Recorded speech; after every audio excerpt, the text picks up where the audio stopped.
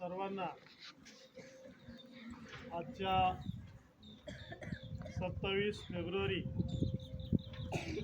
मराठीतले अग्रकवी नाटककार विष्णू वामन शिरवाडकर उर्फ कुसुमाग्रज यांच्या जन्मदिनाच्या आणि मराठी भाषेला मोठं करण्यासाठी, समृद्ध करण्यासाठी त्यांनी जे आयुष्यभर सतत प्रयत्न केलेले आहेत, या प्रयत्नांचं उत्तरही होण्यासाठी महाराष्ट्र शासन किंवा महाराष्ट्र सरकारनं हा त्यांचा जन्मदिवस मराठी भाषा गौरव दिन साजरा करण्याचं ठरवलंय.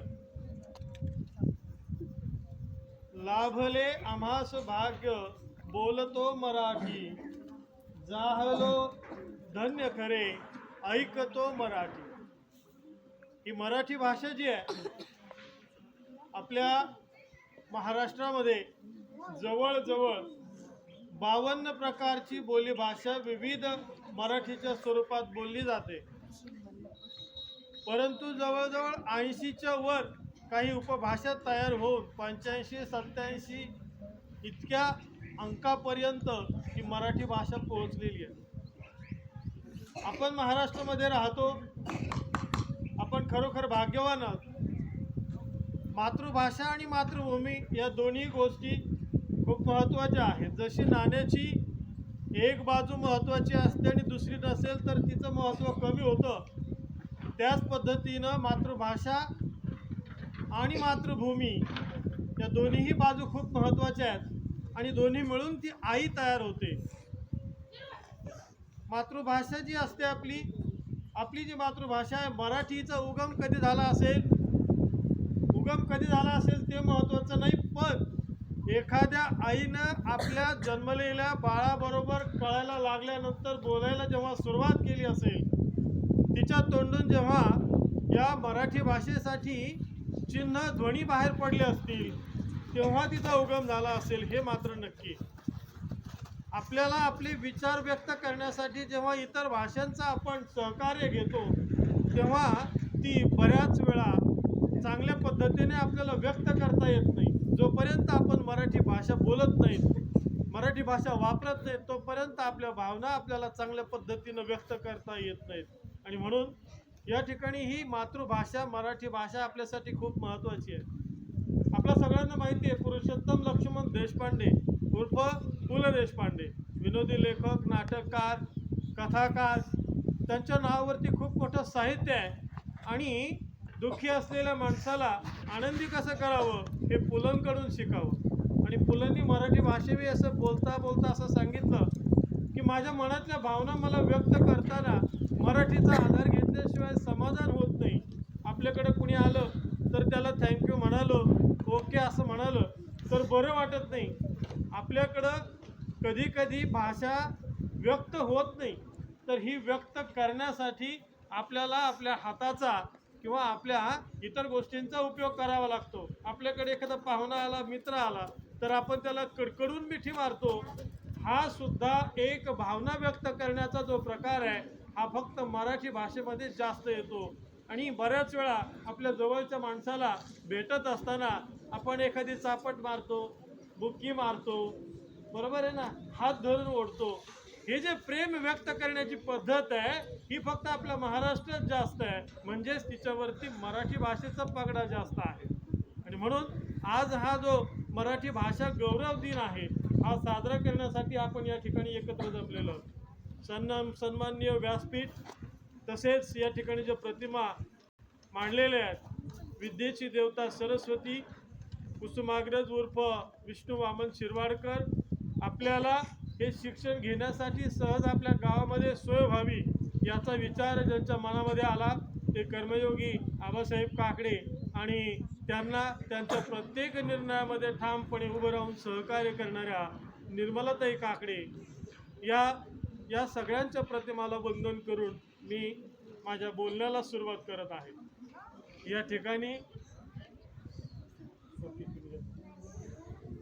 माझी भाषा माझी आई, अर्थ भावनांना देई, तिच्या राहावे ऋणात होऊ नये उतराई. कोणत्या वर्गातली कविता आहे? माझी मराठी भाषा तिच्या ऋणातून कधीही उतराई होऊ नये असं कवींचं म्हणणं आहे. का? कारण ही मातृभाषा अगदी जशी आई आपल्या जवळ आहे. आईनं आपल्याला गर्भातून जेव्हा समाजात आणलं तेव्हा सगळ्यात जास्त जवळीक आई इतकीच आपल्याला मातृभाषेची झालेली आहे आणि सहजपणे या समाजामध्ये ताठ आणि अभिमानानं उभा राहण्यासाठी या भाषेनं आपल्याला मदत केलेली आहे. आता दोन गोष्टी येतात या मराठी भाषा दिनाच्या निमित्तानं. विष्णू वामन शिरवाडकर यांच्या जन्मदिवशी हा मराठी भाषा गौरव दिन आपण साजरा करतो. दुसरा आहे मराठी भाषा दिन. या दोन्ही गोष्टी वेगवेगळ्या आहेत. 27 फेब्रुवारीला मराठी भाषा गौरव दिन साजरा केला जातो आणि 1 मे या दिवशी 1 मे 1960 या दिवशी जेव्हा महाराष्ट्र स्वतंत्र झाला तेव्हा या मराठी भाषेचा स्वतंत्रपणे जन्म झाला आणि म्हणून मराठी राजभाषा दिन म्हणून 1 मे हा दिवस या ठिकाणी महाराष्ट्र दिनाबरोबरच साजरा केला जातो. या दोन्ही गोष्टी खूप महत्त्वाच्या आहेत. माझी मराठीची कौतुके अमृतातेही पैजा जिंके. आपली भूमी महाराष्ट्राची ही अनेक संतांच्या कर्माने पावन झालेली आहे, त्यांच्या पदस्पर्शाने पावन झालेली आहे आणि या सर्व संतांनी आपल्या मराठी भाषेला समृद्ध करण्यासाठी, विकसित करण्यासाठी, वाढवण्यासाठी आपल्या श्वासाच्या शेवटच्या श्वासापर्यंत, क्षणापर्यंत झटत राहिलेले आहेत आणि तिला मोठं केलेलं आहे आणि म्हणून आज आपण ही प्रगल्भ भाषा अगदी सहजपणे वापरू शकतो. या ठिकाणी पहा, ज्ञानदेवे रचिला पाया आणि तुका झाला से कळसो. हा जो भागवत धर्म आहे हा भागवत धर्म संपूर्णपणे आपल्या मातृभाषेविषयी प्रेम व्यक्त करणारा आहे, आदर व्यक्त करणारा आहे. पहा, आपली वारी जेव्हा निघते, वारकरी पंढरपूरला जातात आणि रस्त्यानं जाताना येताना लहान मूल असेल मुलगी असेल, प्रत्येकाला काय नावाने हाक मारली जाते? माऊली या नावाने हाक मारली जाते. म्हणजे भागवत धर्म म्हणजेच आपली मातृभाषा मराठी भाषा असं आपल्याला शिकवते की या जगामध्ये कोणीही लहान किंवा कोणीही मोठं, स्त्री पुरुष असा भेदभाव करू नये ही मोठी शिकवण आपल्याला ही आपली मराठी राजभाषा देत असते आणि म्हणून आजच्या या दिवशी या सर्व संतांचं सुद्धा स्मरण आपण केलं पाहिजे. तर अशा प्रकारे ही जी मराठी राजभाषा आहे हिला बऱ्याच वेळा आपल्या या मराठी भाषेमध्ये खूप सुंदर असं साहित्य आहे. संतांचं साहित्य असेल, लेखकांचं असेल. आत्ताच तुम्हाला 2 नावं या ठिकाणी कळाली. पुरुषोत्तम लक्ष्मण देशपांडे असतील, दमा मिरासदार असतील, विष्णू वामन शिरवाडकर असतील. विष्णू वामन शिरवाडकरांनी नटसम्राट या नाटकातून, खूप जगप्रसिद्ध नाटक आहे आणि या नाटकातून मनुष्याचं, त्याच्या जन्माचं मृत्यूपर्यंतचं अगदी विदारक, जे प्रत्येकाच्या हृदयाला भिडून जाऊ शकतं असं सुंदर चित्रण त्या नाटकामधून उभं केलं आहे आणि ते नाटक तुम्ही ते पिक्चरच्या रूपात पाहिलं असेल. हे नाटक पाहत असताना एकही व्यक्ती महाराष्ट्रातला असं नसेल की ज्याच्या डोळ्यामध्ये अश्रू उभे राहिले असतील. म्हणजे ही या विष्णू वामन शिरवाडकरांची किती मोठी ताकद आहे शब्दांमधली. हे सगळे जे शब्द आहेत हे जसेच्या तसे या नाटकांमध्ये वापरलेले आहेत.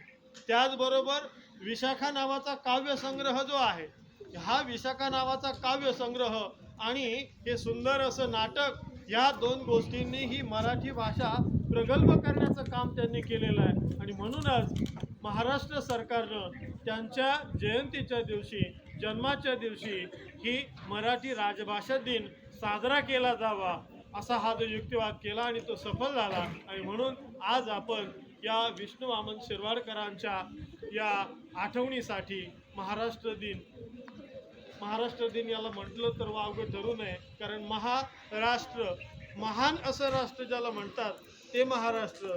शिवाजी महाराजांनी जेव्हा अवतीभोवतीची परिस्थिती बघितली आणि महाराष्ट्र, महान असं राष्ट्र एकसंध व्हायला पाहिजे, परक्यांचं आक्रमण आपल्यापासून लांब गेलं पाहिजे आणि मराठीला आणि महाराष्ट्राला सुरक्षित केलं पाहिजे, म्हणून छत्रपती शिवाजी महाराजांचं सुद्धा आज स्मरण होणं खूप महत्त्वाचं आहे.